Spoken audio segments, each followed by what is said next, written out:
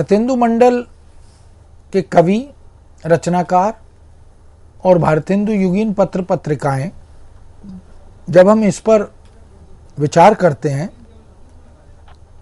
तो हम देख सकते हैं कि भारतेंदु हरिश्चंद्र ने एक नाटक नामक निबंध लिखा था जिसमें सैद्धांतिक आलोचना की एक सशक्त शुरुआत की थी, और बालकृष्ण भट्ट ने हिंदी प्रदीप में, जिस पत्रिका का वो संपादन करते थे, भारतेंदु मंडल के पहले समादृत रचनाकार के रूप में बालकृष्ण भट्ट पर हमने चर्चा की। वो लाला श्रीनिवास दास के नाटक संयोगिता स्वयंवर की वास्तविक जो एक सच्ची समालोचना नाम से जो आलोचना उन्होंने की थी, जिसे हिंदी साहित्य की पहली व्यावहारिक आलोचना भी माना जाता है, यह भी उसी भारतेंदु मंडल की आलोचना और पत्रकारिता की देन के रूप में हमारे सामने आता है। बालकृष्ण भट्ट ने कविता के स्थान पर गद्यात्मक लेखन को तुलना में अधिक प्राथमिकता दी, प्रधानता दी, किंतु कहीं कहीं उनके गद्य लेखन में भी पद्यात्मकता दिखाई देती है।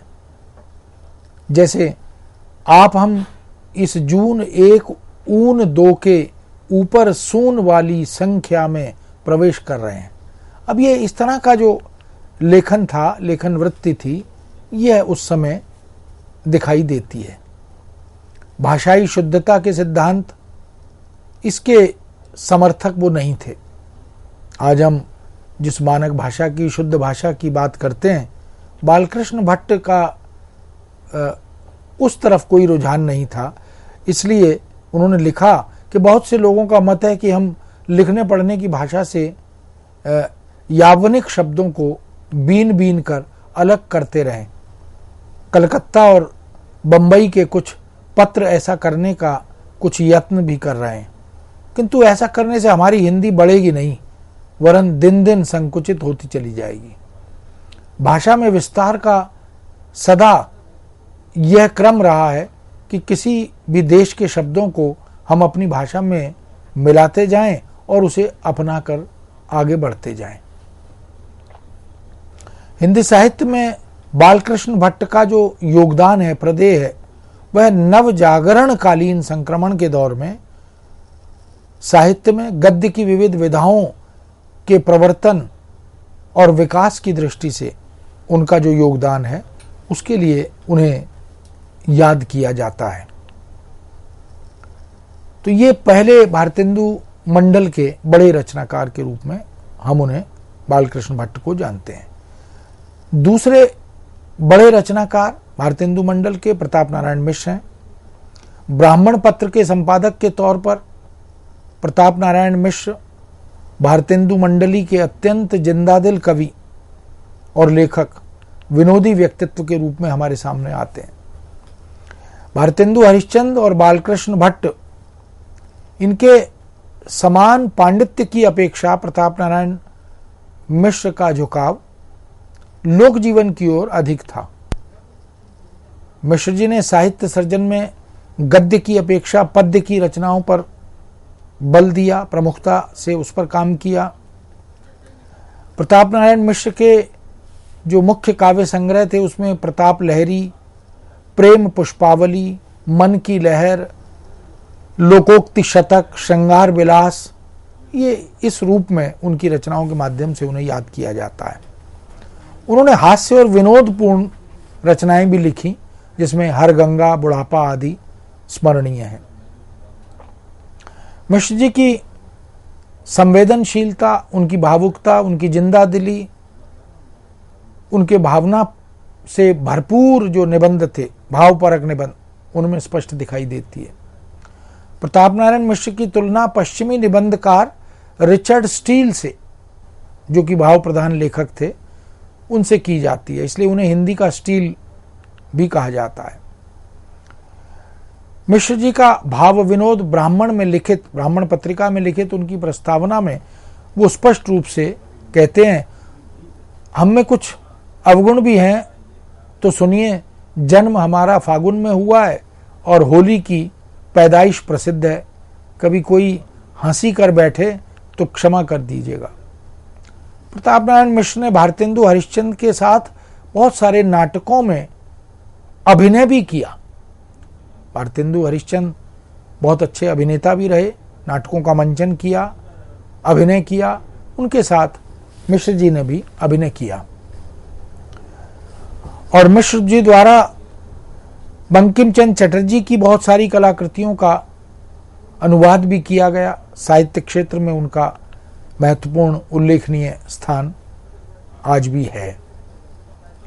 इसी तरह लाला श्रीनिवास दास, उनका जन्म 1850 ईस्वी में मथुरा में उत्तर प्रदेश में हुआ था और 1887 में उनका निधन माना जाता है। लेकिन हिंदी, उर्दू, संस्कृत, फारसी, अंग्रेजी आदि भाषाओं पर समान अधिकार रखने वाले लाला श्रीनिवास दास को हिंदी में आधुनिक ढंग का, एक निराला, एक अपने ढंग का प्रथम उपन्यास लिखने का गौरव प्राप्त है। परीक्षा गुरु नामक उपन्यास से, जो कि उपदेशात्मक है, लाला श्रीनिवास दास की ख्याति पूरे विश्व में हुई है।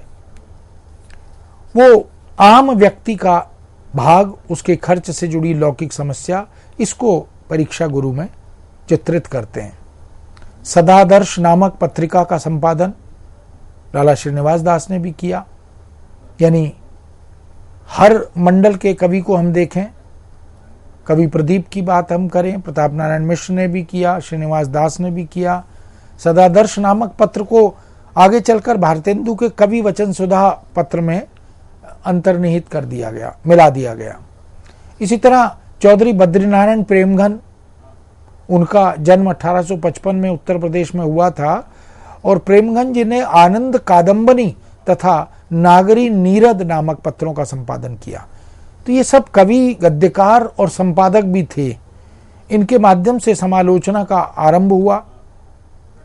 प्रेमघन जी के लोकगीतों की चर्चा हिंदी साहित्य में विशेष रूप से की जाती है। कजली छंद का प्रयोग करके उन्होंने कुछ नए प्रयोग किए। पूजा करत देरलो बनत, वैष्णव भारी, पढ़ी रामायण रोबत हैं पे अति व्यभिचारी। ये शैली थी कजरी की। राधाचरण गोस्वामी, भारतेंदु मंडल के नक्षत्र राधाचरण गोस्वामी का जन्म वृंदावन में हुआ था। गोस्वामी जी द्वारा रचित 36 ग्रंथों का उल्लेख मिलता है, जिसमें भ्रमर गीत, विधवा विलाप, लावनी आदि का नाम लिया जाता है। गोस्वामी जी ने देशभक्ति और राष्ट्रहित के संदर्भ में बहुत सी कविताएं लिखी। मैं हाय हाय दे ध्याय पुकारो कोई, भारत की डूबी नाव उबारो कोई। भारतेंदु की जो रचना शैली है, उसका प्रभाव हम उस पर स्पष्ट देख सकते हैं। राधा कृष्ण दास भारतेंदु मंडल के उन प्रमुख सदस्यों में थे जिनका जन्म 1865 में और निधन 1907 में हुआ था।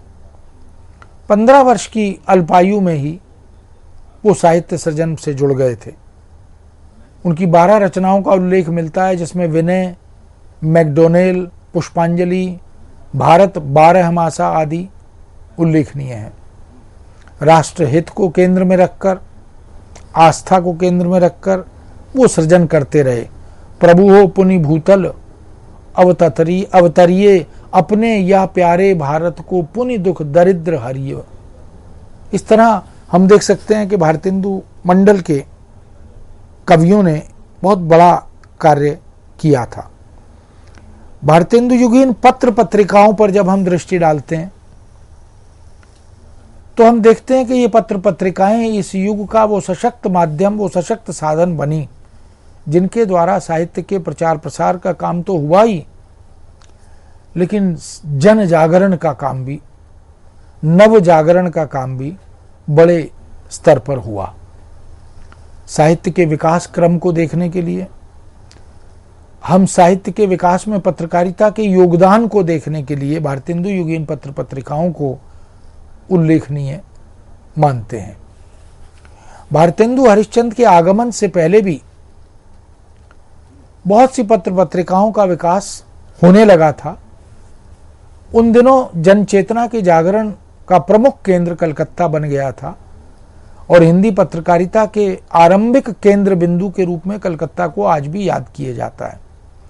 उदंत मार्तंड, जो 30 मई 1826 ईस्वी को कलकत्ता निवासी पंडित जुगल किशोर के संपादन काल में, संपादकत्व में कलकत्ता से प्रकाशित किया गया था, वो एक बड़ी ऐतिहासिक महत्व की पत्रिका है। उदंत मार्तंड के प्रकाशन दिवस को आधार मानकर प्रतिवर्ष 30 मई को राष्ट्रीय हिंदी पत्रकारिता दिवस भी मनाया जाता है। हिंदी साहित्य के इतिहासविद, समालोचक, कवि और गद्यकार, अनुवादक, काव्यशास्त्री आचार्य डॉक्टर नगेंद्र लिखित हिंदी साहित्य के इतिहास में पत्रकारिता के विकास चरणों का जब उल्लेख किया गया 4 खंडों में उसको रेखांकित करते हुए, तो हिंदी पत्रकारिता को भारतेंदु युग, द्विवेदी युग, छायावाद युग और छायावादोत्तर कालखंड इस रूप में विभक्त किया गया। इस तरह भारतेंदु युगीन पत्रकारिता का विस्तृत ज्ञान उपलब्ध करना हो तो सबसे अधिक समीचीन प्रमाण मिलते हैं भारतेंदु युगीन पत्रकारिता के प्रथम चरण में। हिंदी पत्रकारिता के उत्थान की शुरुआत हम यहाँ से भाषा और साहित्य की दृष्टि से परिपक्वता का भाव यहाँ की पत्रकारिता से, यहाँ की पत्र पत्रिकाओं से हम देख सकते हैं। प्रथम चरण में उदंत मार्तंड के संपादक जुगल किशोर, जिनकी चर्चा हमने की 1829 ईस्वी में, जो एक साप्ताहिक पत्र के रूप में हमारे समक्ष आया और कलकत्ता से उसका प्रकाशन हुआ। किंतु दूसरी महत्वपूर्ण पत्रिका बंगदूत के नाम से हमारे सामने आई, जिसका संपादन राजा राम मोहन राय ने किया। यह भी 1829 में प्रकाशित हुआ। बंगदूत एक साप्ताहिक पत्र था। वह पत्र कलकत्ता से प्रकाशित हुआ। तो उदंत मार्तंड भी और बंगदूत भी कलकत्ता से प्रकाशित हुए। फिर बनारस अखबार का नाम लिया जाता है, जिसके संपादक राजा शिव प्रसाद सिंह थे, और यह सन 1845 ईस्वी में प्रकाशित हुआ था। और बनारस अखबार साप्ताहिक पत्र था और यह पत्र भी बनारस से आने के कारण बहुत ख्याति प्राप्त हुआ। इसके बाद मालवा अखबार हमें देखने को मिला, जिसके संपादक प्रेम नारायण थे, और यह 1849 ईस्वी में प्रकाशित हुआ था साप्ताहिक पत्र के रूप में। काशी से इसका प्रकाशन नियमित रूप से हुआ। समाचार सुधा वर्षण, यह एक महत्वपूर्ण पत्र हमारे समक्ष 1854 ईस्वी में आया, जिसके संपादक यशस्वी श्याम सुंदर सेन थे। सुधा वर्षण दैनिक समाचार पत्र के रूप में आया और प्रारंभ में कलकत्ता से इसका प्रकाशन हुआ। भारतेंदु युगीन पत्रकारिता के दूसरे चरण में कुछ बेहतर, अपेक्षाकृत तुलना में शुद्ध साहित्यिक पत्र पत्रिकाओं का प्रकाशन प्रारंभ हुआ। भारतेंदु के जीवन काल में प्रसिद्ध पत्र पत्रिकाओं में जो हमारे समक्ष उपस्थित हुई, उसमें कवि वचन सुधा, जिसके संपादक स्वयं भारतेंदु हरिश्चंद्र थे। कवि वचन सुधा का प्रकाशन 1868 ईस्वी में हुआ, जो कि काशी से प्रकाशित हुई। फिर बिहार बंधु नाम से केशव राम भट्ट के संपादकत्व में 1872 में एक पत्रिका हमारे समक्ष आई। बिहार बंधु का प्रकाशन मासिक तौर पर होता था और यह बांकीपुर से प्रकाशित हो रही थी। हरिश्चंद्र मैगजीन नाम से बाबू हरिश्चंद्र, भारतेंदु हरिश्चंद्र, उनके संपादकत्व में एक और पत्रिका आई। 1873 ईस्वी में उसका प्रकाशन प्रारंभ हुआ और यह मासिक पत्रिका के रूप में आई और इसका प्रकाशन स्थान भी बनारस था। सदादर्श, जिसका संपादन लाला श्रीनिवास दास ने किया, 1847 में इसका प्रकाशन हुआ और यह मासिक पत्र के रूप में काशी से प्रकाशित होने वाली पत्रिका बनी। हिंदी प्रदीप, जिसकी चर्चा हमने पहले की, बालकृष्ण भट्ट जो भारतेंदु मंडल के महत्वपूर्ण रचनाकार माने जाते हैं, उन्होंने 1877 में हिंदी प्रदीप का प्रकाशन किया और हिंदी प्रदीप बड़ी प्रसिद्ध पत्रिका के रूप में हिंदी जगत में स्थापित हुई। मासिक पत्र के रूप में वह प्रयाग से प्रकाशित होती रही और भारतेंदु नामक पत्रिका, जिसका संपादन राधाचरण गोस्वामी ने किया, सन 1884 में मासिक पत्रिका के रूप में इसका प्रकाशन वृंदावन से हुआ। इसी तरह ब्राह्मण नामक पत्रिका, इसकी चर्चा हमने प्रताप नारायण मिश्र के संदर्भ में की थी, सन 1883 में इसका प्रकाशन प्रारंभ हुआ और यह भी मासिक पत्रिका के रूप में हमारे समक्ष आई। इसका प्रकाशन स्थान कानपुर था। इस तरह भारतेंदु युगीन पत्रकारिता के दो जो चरण थे, प्रथम दो चरण, वो पत्रकारिता की आधारशिला का निर्माण कर रहे थे। उदंत मार्तंड से चलती चलती रचनाकारों, लेखकों के संपादकत्व में अनेक पत्रिकाएं हिंदी में प्रकाश में आती चली गईं। तो हर कवि, हर गद्यकार हिंदी का अब पत्रकारिता से संबद्ध दिखाई देने लगा।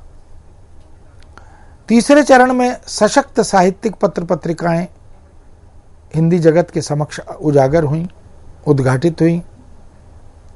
इस काल में यानी तीसरे चरण में आरंभिक पत्रिकाओं में समाज, सामाजिक समस्याएं, इनको मुखर बनाया गया, प्रखर रूप से उजागर किया गया, उद्घाटित किया गया।